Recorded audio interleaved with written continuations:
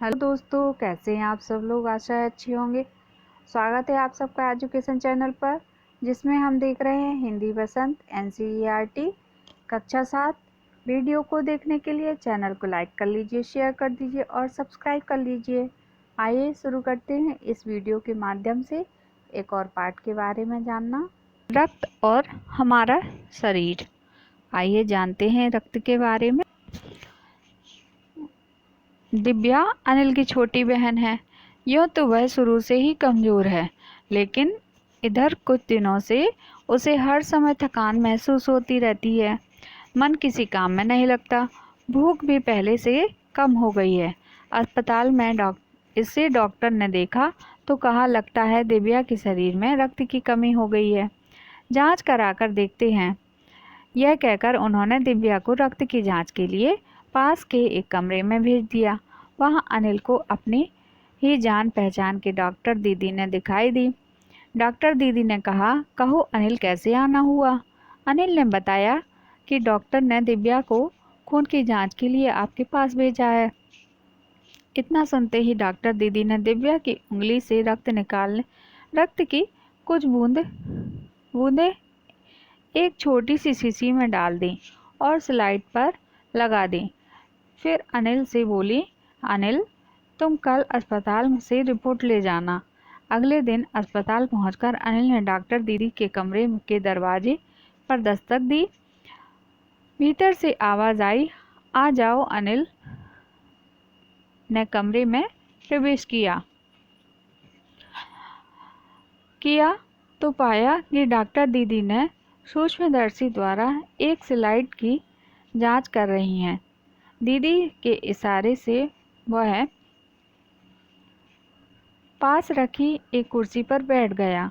Slide की जांच पूरी होने पर डॉक्टर दीदी ने साबुन से हाथ धोए और तौलिए से पोंछते हुए बोली, अनिल, दिव्या को एनीमिया है। चिंता की बात नहीं है, कुछ दिन दवा लेनी होगी तो ठीक हो जाएगी। अनिल के मन में जिज्ञासा हुई। वह बोला, दीदी, एक सवाल पूछूं? हाँ हाँ, क्यों नहीं, डॉक्टर दीदी ने कहा। एनीमिया से आपका क्या मतलब है, दीदी? उसने पूछा। यह जानने के लिए तुम्हें रक्त के बारे में जानना होगा, डॉक्टर दीदी ने कहा। फिर बोली, अनिल, देखने में रक्त लाल द्रव के समान दिखता है, किंतु इसे सूक्ष्मदर्शी द्वारा देखें तो यह भानुमति के पिटारे से कम नहीं है। मोटे तौर पर इसके दो भाग होते हैं। एक भाग वह जो तरल, जिसे हम प्लाज्मा कहते हैं। दूसरा भाग जिसमें छोटे बड़े कई तरह के कण होते हैं, कुछ लाल, सफ़ेद और कुछ ऐसे जिनका कोई रंग नहीं, जैसे बिम्बाणु, जिसे बिम्बाणु कहते हैं, प्लेटलेट कण कहते हैं। ये कण प्लाज्मा में तैरते रहते हैं। इतना कहकर डॉक्टर दीदी ने सूक्ष्मदर्शी से नीचे एक स्लाइड लगाई, उसे फोकस किया और बोली, देखो अनिल, सूक्ष्मदर्शी द्वारा जो कण तुम्हें दिखाई दे रहे हैं, ये हैं लाल रक्त कण। ये देखिए दीदी, सूक्ष्मदर्शी द्वारा रक्त कणों को देख रही हैं। ऐसे लगते हैं ये रक्त कण सूक्ष्मदर्शी के द्वारा बड़े हो जाते हैं तो हम उनकी बारीकियों के बारे में जान सकते हैं। स्लाइड देख मानो आश्चर्य से उछल पड़ा। अनिल, रक्त की एक बूंद में इतने सारे कण, इसकी तो वह कल्पना भी नहीं कर सकता था। वह बोला, इन्हें देखकर तो ऐसा लग रहा है कि मानो बहुत सी छोटी छोटी बालूशाही रख दी हैं। हाँ दीदी, दीदी बोली, लाल कण की बनावट बालूशाही की तरह ही होती है, गोल और दोनों तरफ अवतल, यानी बीच में दबे हुए। रक्त की एक बूंद में इनकी संख्या लाखों में होती है। यदि हम 1 किलोमीटर रक्त ले लें, 1 मिलीमीटर रक्त ले लें तो उसमें हमें 40 से 55 लाख कण मिलेंगे।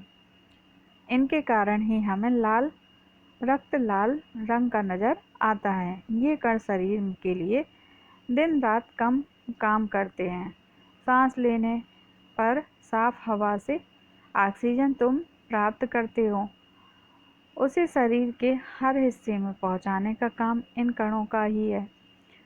इनका जीवन काल लगभग 4 महीने का होता है। 4 महीने के होते होते ये नष्ट हो जाते हैं, लेकिन एक साथ नहीं, धीरे धीरे, कुछ आज, कुछ कल, कुछ उससे अगले दिन। तब तो कुछ ही महीने में ये खत्म हो जाते होंगे। अनिल ने कहा। यह सुनकर डॉक्टर दीदी मुस्कुराकर उठी, बोली, नहीं, ऐसा नहीं होता। शरीर में हर समय नए कण बनते रहते हैं जो नष्ट कणों का स्थान ले लेते हैं। हड्डियों के बीच के भाग, मज्जा में ऐसे बहुत से कारखाने होते हैं जो रक्त कणों के निर्माण कार्य में लगे रहते हैं। इनके लिए इन कारखानों को प्रोटीन, लोह तत्व और विटामिन रूपी कच्चे माल की ज़रूरत होती है। यह पौष्टिक आहार लेते हैं। हरी सब्जी, फल, दूध, अंडा, गोश्त में ये तत्व उपयुक्त मात्रा में होते हैं। यदि कोई व्यक्ति उचित आहार नहीं करता तो इन कारखानों की आवश्यकता कच्चा माल नहीं मिल पाता। नतीजा यह होता कि रक्त कण बन नहीं पाते, रक्त कणों की कमी हो जाती।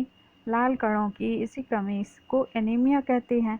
तो क्या संतुलित आहार लेने मात्र से ही हम एनीमिया से बच सकते हैं? अनिल ने सवाल किया। दीदी बोली, हाँ, यह कहना काफ़ी हद तक सही होगा। यूँ तो एनीमिया बहुत से कारणों से हो सकता है, किंतु हमारे देश में इसका सबसे बड़ा कारण पौष्टिक आहार की कमी है। इसके अलावा इस रोग का एक और बड़ा कारण है पेट में कीड़े का हो जाना। ये कीड़े प्रायः दूषित जल, खाद्य पदार्थों या हमारे शरीर में प्रवेश करते हैं। अतः इनसे बचने के लिए यह आवश्यक है कि हम पूरी साफ सफाई बनाए रखें। खाद्य पदार्थ साफ सफाई से बनाए हुए गए खाद्य पदार्थ ही ग्रहण करें। भोजन करने से पूर्व अच्छी तरह से हाथ धो लें, साफ पानी पिएं। और हाँ अनिल, एक किस्म के कीड़े भी हैं जिनके अंडे जमीन पर भी ऊपरी सतह में पाए जाते हैं। इन अंडों में से उत्पन्न हुए लार्वे त्वचा के रास्ते शरीर में प्रवेश कर आंतों में अपना घर बना लेते हैं। इनसे बचने का सहज उपाय है कि शौच के लिए हम शौचालय का ही प्रयोग करें और इधर उधर नंगे पैर न घूमें। दीदी, यह तो बहुत ही महत्वपूर्ण बात बताई आपने। अनिल बोला। वह पल भर सोच में डूबा रहा, फिर बोला, आपने बताया था कि रक्त में सफ़ेद कण और विषाणु भी होते हैं। शरीर में इनका क्या काम है? दीदी बोली, सफ़ेद कण वास्तव में हमारे शरीर में वीर सिपाही हैं। जब रोगाणु शरीर पर धावा बोलने की कोशिश करते हैं तो सफ़ेद कण उनसे डटकर मुकाबला करते हैं और जहाँ तक संभव हो पाता है रोगाणुओं के भीतर घर नहीं करने देते। बस संक्षेप में यूँ मान लो कि वे बहुत से रोगों से हमारी रक्षा करते हैं और विषाणुओं का काम है चोट लगने पर रक्त जमाव क्रिया में मदद करना। रक्त के तरल भाग प्लाज्मा में एक विशेष किस्म की प्रोटीन होती है जो रक्त वाहिका की कटी फटी दीवारों में मकड़ी के जाल के समान एक जाला बुन देती है। विषाणु का जाल से चिपक जाते हैं और इस तरह दीवार में आई दरार भर जाती है, जिससे रक्त बाहर निकलना बंद हो जाता है। अनिल बोला, दीदी, लेकिन घाव गहरा हो तो तब तो खून बहता ही चला जाता है। हाँ, ऐसे समय में उस व्यक्ति को जल्दी से डॉक्टर के पास ले जाना चाहिए।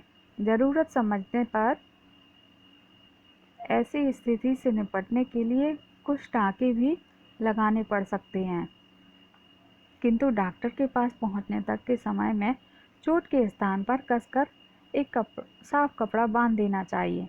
दबाव पड़ने से रक्त बहना कम हो जाता है, जो उस व्यक्ति के लिए काफ़ी लाभप्रद सिद्ध हो सकता है। किंतु अगर बहुत अधिक रक्त बह जाए तो उसे रक्त चढ़ाने की ज़रूरत भी पड़ सकती है। दीदी ने समझाते हुए कहा। अनिल ने कहा, क्या ऐसे समय में किसी भी व्यक्ति का खून काम आ सकता है? दीदी बोली, अनिल, हर किसी का रक्त एक सा नहीं होता। कुछ विशेष गुणों के आधार पर रक्त को 4 मुख्य वर्गों में बांट दिया गया है। जरूरतमंद व्यक्ति के रक्त समूह की जांच करने के बाद उसे उसी रक्त समूह का रक्त चढ़ाया जाता है। लेकिन जरूरत के समय यदि उस रक्त समूह का कोई व्यक्ति मिले ही नहीं, तब अनिल ने पूछा। ऐसी आपात स्थिति के लिए ही ब्लड बैंक बनाए गए हैं। प्रायः हर बड़े अस्पताल में इस तरह के बैंक होते हैं जहां सभी प्रकार के रक्त समूहों का रक्त तैयार रखा जाता है। किंतु इन ब्लड बैंकों में रक्त का भंडार सुरक्षित रहे, इसके लिए यह आवश्यक है कि हम समय समय पर रक्त करते रहें। दीदी ने कहा, क्या मैं भी रक्तदान कर सकता हूँ? अनिल ने पूछा। नहीं, अभी तुम छोटे हो। 18 वर्ष से अधिक उम्र के स्वस्थ व्यक्ति ही रक्तदान कर सकते हैं। एक समय में उनसे लगभग 300 मिलीलीटर रक्त ही लिया जाता है। प्रायः यह समझा जाता है कि रक्तदान करने से कमजोरी हो जाएगी, किंतु यह विचार बिल्कुल निराधार है। हमारा शरीर इतना रक्त तो कुछ दिन में ही बना लेता है। वैसे भी शरीर में लगभग 5 लीटर खून होता है। इसमें से यदि कुछ रक्त किसी जरूरतमंद व्यक्ति के लिए जीवन दान बन जाए तो इससे अच्छी बड़ी बात क्या होगी? दीदी समझाते हुए बोली। फिर तो बड़ा होने पर मैं नियमित रूप से रक्तदान किया करूँगा, अनिल ने कहा। शाबाश अनिल, डॉक्टर दीदी ने अनिल की पीठ को टोकते हुए कहा। तो ये थे हमारे यतीश अग्रवाल जी, जिनके द्वारा इस पाठ को लिखा गया है। अब हम इसके अभ्यास कार्य को करते हैं। पहला प्रश्न है, रक्त के बहाव को रोकने के लिए क्या करना है? बहाव को रोकने के लिए उस स्थान पर कसकर एक साफ कपड़ा बांध देना चाहिए ताकि दबाव पड़ने से रक्त का बहना कम हो जाता है। फिर घायल व्यक्ति को जल्द ही डॉक्टर के पास ले जाना चाहिए। अगला प्रश्न है, खून को भानुमति का पिटारा क्यों कहा जाता है? उत्तर है, भानुमति का पिटारा यह एक ऐसी लोकोक्ति है जिसका अर्थ एक पिटारे की भांति भांति की वस्तुएं। खून को भानुमति का पिटारा कहा गया है क्योंकि यदि सूक्ष्मदर्शी से खून की एक बूंद को जांचा जाए तो उसमें लाखों की संख्या में लाल रक्त कण मौजूद होते हैं जिनकी हम कल्पना भी नहीं कर सकते। इसके अलावा सफ़ेद कण व प्लेटलेट कण भी उसमें पाए जाते हैं। अगला प्रश्न है, एनीमिया से बचने के लिए क्या क्या खाना चाहिए? उत्तर है, एनीमिया से बचने के लिए हमें पौष्टिक भोजन का सेवन करना चाहिए। मसलन हरी सब्जी, फल, दूध, अंडा, मांस का प्रयोग करना चाहिए। इनमें प्रोटीन, लोह तत्व और विटामिन काफ़ी मात्रा में मिलते हैं। ये रक्त के निर्माण में सहायक होते हैं। इससे एनीमिया रोग होने का खतरा टल जाता है। अगला प्रश्न है, पेट में कीड़े क्यों हो जाते हैं? इनसे कैसे बचा जा सकता है? उत्तर है, पेट में कीड़े दूषित जल और खाद्य पदार्थों तथा द्वारा शरीर में प्रवेश करते हैं। अतः इनसे बचने के लिए खाद्य पदार्थ ग्रहण करना चाहिए, साफ जल पीना चाहिए और भोजन करने से पहले हाथ अच्छी तरह धोना चाहिए। इसके अलावा नंगे पैर हमें नहीं घूमना चाहिए क्योंकि कुछ कीड़े ऐसे हैं जिनके अंडों से उत्पन्न लार्वा त्वचा के रास्ते शरीर में प्रवेश कर आंतों में पहुंच जाते हैं। इनसे बचने के लिए जरूरी है कि शौचालय का प्रयोग किया जाए और नंगे पैर नहीं घूमें।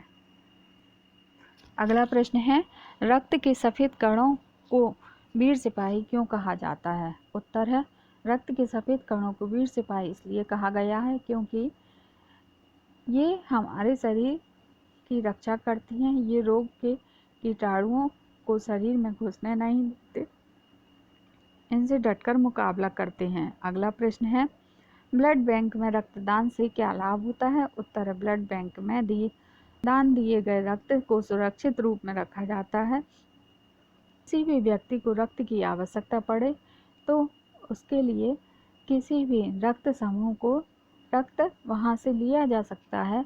इस प्रकार आपातकालीन स्थिति में ज़रूरतमंद व्यक्ति की जान बचाने में ब्लड बैंक में किया हुआ रक्तदान काम आता है। अगला प्रश्न है, सांस लेने पर शुद्ध वायु से जो ऑक्सीजन प्राप्त होती है उसे शरीर में के हर हिस्से में कौन पहुंचाता है? सफ़ेद कण, लाल कण, सांस नली, फेफड़े। उत्तर है, सांस लेने पर शुद्ध वायु से ऑक्सीजन प्राप्त होती है, उसे शरीर में हर एक हिस्से में लाल रक्त कण पहुंचाता है। अगला प्रश्न है, रक्त में हीमोग्लोबिन के लिए किस खनिज की आवश्यकता पड़ती है? जस्ता, शीशी, लोहा, प्लेटिनम। उत्तर है, लोहा। अगला प्रश्न है, बिम्बाणु प्लेटलेट की कमी से किस प्रकार की बीमारी होती है? Typhoid, malaria, dengue, filaria. उत्तर है, डेंगू। अगला प्रश्न है, 4 महीने होते होते ये नष्ट हो जाते हैं। इस वाक्य को ध्यान से पढ़िए। इस वाक्य में होते होते के प्रयोग से यह बताया गया है कि 4 महीने से पूर्व ही नष्ट हो जाते हैं। इस तरह के 5 वाक्य बनाइए जिनमें से इन शब्दों का प्रयोग हो। बनते बनते, पहुँचते पहुँचते, लेते लेते, करते करते। उत्तर है, मेरा काम बनते बनते बिगड़ गया। स्टेशन पहुँचते पहुँचते ट्रेन खुल गई। लेते लेते मैं कार लेते लेते रह गया। वह होमवर्क करते करते थक गया। अगला प्रश्न है, इन वाक्यों को पढ़िए। सड़क के किनारे किनारे पेड़ लगे हैं, आज दूर दूर तक वर्षा होगी। इन वाक्यों में होते होते की तरह किनारे किनारे दूर दूर शब्द दोहराए गए हैं, पर हर वाक्य में अर्थ भिन्न है। किनारे किनारे का अर्थ किनारे से लगा हुआ, दूर दूर का अर्थ दूर तक। पर आप भी इन निम्नलिखित शब्दों का प्रयोग करते हुए वाक्य बनाइए, अर्थ लिखिए। ठीक, घड़ी घड़ी, कहीं कहीं, घर घर, क्या क्या। वह ठीक ठीक काम कर लेता है। वह घड़ी घड़ी रुपए मांगता रहता है। रास्ते में कहीं कहीं पेड़ नजर आ रहे हैं। घर घर में राम की सफलता की चर्चा हो रही है। आज तुमने बाजार से कौन कौन सा फल लाया?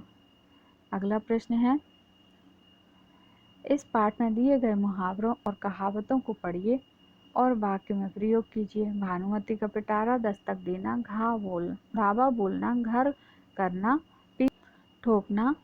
पहला है भानुमति का पिटारा। भांति भांति की वस्तुएं जादूगर की झोली में, भानुमति झोली तो भानुमति का पिटारा हो। दस्तक देना, खटखटाना। रात को जब किसी ने दरवाजे पर दस्तक दी तो मैं घबरा गई। धावा बोलना, आक्रमण करना।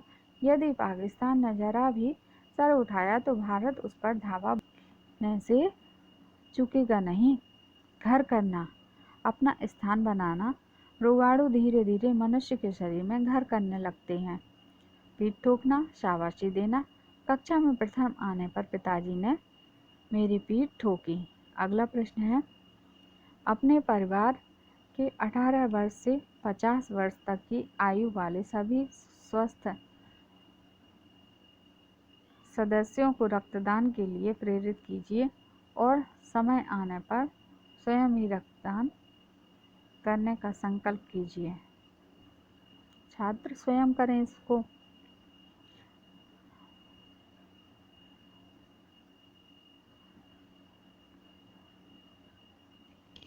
अगला प्रश्न है, नीचे दिए गए प्रश्नों के बारे में जानकारी एकत्र कीजिए। ब्लू बेबी क्या है? उत्तर है, एक नवजात शिशु अगर हृदय कमजोर हो तो उसे पर्याप्त रूप में ऑक्सीजन नहीं मिल पाता है। धीरे धीरे उसका शरीर पीला हो जाता है। होने लगता है, क्योंकि ऑक्सीजन की कमी से खून सही रूप में पूरे शरीर में प्रवाहित नहीं करता है। अगला प्रश्न है, रक्त के जमाव की क्रिया में बिम्बाणु प्लेटलेट का कार्य क्या है? उत्तर है, रक्त के जमाव की क्रिया में बिम्बाणु की प्रमुख भूमिका होती है। जब कोई चोट लग जाए या शरीर के किसी अंग में जख्म हो जाए तो रक्त के तरल भाग प्लाज्मा के में एक विशेष किस्म का प्रोटीन होती है जो रक्त वाहिका की कटी फटी दीवार में जाला बुन लेती है। बिम्बाणु इस जाले से चिपक जाते हैं और इस तरह दीवार में आई दरार भर जाती है, जिससे रक्त का बहना बंद हो जाता है। अगला प्रश्न है, रक्तदान के लिए कम से कम कितनी उम्र होनी चाहिए? उत्तर है, रक्तदान के लिए कम से कम 18 वर्ष होनी चाहिए। अगला प्रश्न है, कितने समय के बाद दोबारा रक्तदान किया जा सकता है? उत्तर है, 6 महीने के बाद दोबारा रक्तदान किया जा सकता है। अगला प्रश्न है, क्या स्त्री का रक्तदान पुरुष को चढ़ाया जा सकता है? उत्तर है, हाँ, स्त्री का रक्त पुरुष को चढ़ाया जा सकता है। अगला प्रश्न है, शरीर के किसी अंग में अचानक रक्त संचार रुक जाने से क्या क्या परिस्थितियां उत्पन्न हो सकती हैं? उत्तर है, शरीर के किसी अंग में अचानक रक्त संचार बंद हो जाए तो मनुष्य का वह अंग सही रूप से काम करना बंद कर देता है। कई बार इतनी गंभीर समस्या पैदा हो जाती है कि जिस स्थान में रक्त संचार नहीं होता वहाँ के रुके हुए खून में जहर फैल जाता है और उस अंग को काटने तक की नौबत भी आ जाती है। बहुविकल्पीय प्रश्न है, इस पाठ के लेखक कौन है? उत्तर है, यतीश अग्रवाल। अगला प्रश्न है, दिव्या को क्या महसूस होता था? थकान। अगला प्रश्न है, दिव्या अनिल के साथ अस्पताल क्यों गई? उत्तर है, भूख न लगने, थकान महसूस होने, काम में मन न लगने, उपयुक्त सभी। अगला प्रश्न है, दिव्या के शरीर के किस अंग से रक्त लिया गया? उत्तर है, उंगली से। अगला प्रश्न है, एनीमिया क्या है? उत्तर है, रक्त की कमी से होने वाली बीमारी। अगला प्रश्न है, पेट में पाए जाने वाले कीड़े किस बीमारी के कारण बनते हैं? उत्तर है, एनीमिया के कारण। अगला प्रश्न है, डॉक्टर स्लाइड की जांच किस यंत्र द्वारा की जाती है? उत्तर है, दूरदर्शी, सूक्ष्मदर्शी, दूरबीन, उपयुक्त सभी। इसका उत्तर है सूक्ष्मदर्शी। अगला प्रश्न है, लाल कणों का जीवन काल कितना होता है? उत्तर है, 4 महीने। ये सारे प्रश्नों के उत्तर हैं। अगला प्रश्न है, दिव्या कौन है? उत्तर है, दिव्या अनिल की छोटी बहन है। डॉक्टर ने दिव्या की जांच करके क्या कहा? उत्तर है, डॉक्टर ने दिव्या की जांच करके कहा कि लगता है इसके शरीर में खून की कमी हो गई है। दिव्या किस रोग से ग्रस्त थी? दिव्या एनीमिया रोग से ग्रस्त थी। एनीमिया क्यों होता है? लाल रक्त में लाल कणों की कमी से एनीमिया होता है। बिम्बाणु प्लेटलेट कहाँ तैरते रहते हैं? बिम्बाणु प्लाज्मा में तैरते हैं। लाल कण बनावट में कैसे होते हैं? लाल कण बनावट में बालूशाही की तरह होते हैं। लाल कणों का जीवन काल कितना होता है? लाल कणों का जीवन काल 4 महीने का होता है। अगला प्रश्न है, अनिल दिव्या को अस्पताल क्यों ले गया? उत्तर है, दिव्या दिन प्रतिदिन कमजोर होती चली जा रही थी। उसे हर समय थकान महसूस हो रहा था, किसी काम में मन नहीं लगता था, भूख भी पहले से कम हो गई थी। अतः अनिल उसे डॉक्टर को दिखाने के लिए अस्पताल ले गया। अगला प्रश्न है, रक्त में कितने प्रकार के कण होते हैं? वे क्या करते हैं? उत्तर है, मोटे तौर पर रक्त में 3 प्रकार के कण होते हैं, सफेद रक्त कण, लाल रक्त कण, बीमाणु। लाल रक्त कण के कारण खून का रंग लाल दिखाई देता है। ये रक्त कण दिन रात शरीर के लिए काम करते रहते हैं। सांस लेने पर साफ हवा से जो ऑक्सीजन शरीर में जाती है, ये कण ही उसे पूरे शरीर में फैलाते हैं। सफ़ेद रक्त ये कण हमारे शरीर को रोग मुक्त रखते हैं और शरीर में रोगाणुओं को प्रवेश नहीं करने देते। वह बहुत सी बीमारियों की से हमारी रक्षा करते हैं। बीमाणु ये कण शरीर के किसी भी भाग में चोट लगने पर रक्त जमाव का कार्य करते हैं। टाँके कब लगाए जाते हैं और क्यों? उत्तर है, जब चोट का घाव गहरा होता है तब टाँके लगाए जाते हैं। इससे खून का बहना रुक जाता है। सूक्ष्मदर्शी यंत्र क्या होता है? उत्तर है, सूक्ष्मदर्शी यंत्र एक प्रकार का यंत्र है जिससे छोटी से छोटी चीज़ों भी बड़ी आकार में दिखाई देने लगती हैं। रक्त कणों का निर्माण कहाँ होता है? उत्तर है, रक्त कणों का निर्माण हड्डियों के बीच के भाग में मज्जा में होता है। मज्जा में ऐसे बहुत से कारखाने होते हैं जो रक्त कणों के निर्माण कार्य में लगे रहते हैं। अगला प्रश्न है, रक्त कणों के विभिन्न कण शरीर में क्या क्या भूमिका अदा करते हैं? विस्तार पूर्वक लिखिए। उत्तर है, हमारे शरीर के लिए रक्त का अत्यधिक महत्व है। इसमें छोटे बड़े कई तरह के कण होते हैं। मसलन कुछ लाल, कुछ सफ़ेद, तो कुछ ऐसे जिनके कोई रंग नहीं होता। इन्हीं कारणों से रक्त कण बीमाणु कहलाते हैं। रक्त की एक बूंद में लाल रक्त कण लाखों संख्या में विराजमान होते हैं। इसी कारण रक्त हमें लाल रंग का दिखाई देता है। ये रक्त कण हमारे स्वास्थ्य के लिए अलग अलग कार्य करते हैं। ये कण सांसों द्वारा लिए गए ऑक्सीजन को शरीर के अलग अलग भागों तक पहुंचाने का काम करते हैं। रक्त में सफ़ेद कण भी महत्वपूर्ण भूमिका है। ये कण रोगाणुओं से हमारे शरीर को रक्षा करते हैं। बीमाणु चोट लगने पर रक्त जमाव क्रिया में मदद करते हैं। रक्त के तरल भाग प्लाज्मा में स्थित विशेष तरह का प्रोटीन रक्त वाहिका की कटी फटी दीवार में जाला बुन देती है। जीवाणु इस जाले में चिपक जाते हैं जिससे दीवार में आई दरार भर जाती है और खून का बहना रुक जाता है। अगला प्रश्न है, स्वस्थ रहने के लिए हमें क्या क्या उपाय करना चाहिए? उत्तर है, स्वस्थ रहने के लिए हमें नियमित रूप से व्यायाम, प्राणायाम और प्रातःकाल सैर करना चाहिए। पौष्टिक एवं संतुलित आहार ग्रहण करना चाहिए। खाना खाने से पहले अच्छी तरह हाथ धोकर लेना चाहिए। शौच जाने के लिए शौचालय का प्रयोग करना चाहिए आदि। तो ये था हमारा पाठ। इस पाठ के माध्यम से हमने रक्त के बारे में जाना। आगे की वीडियो में आगे के पाठों को करेंगे। धन्यवाद।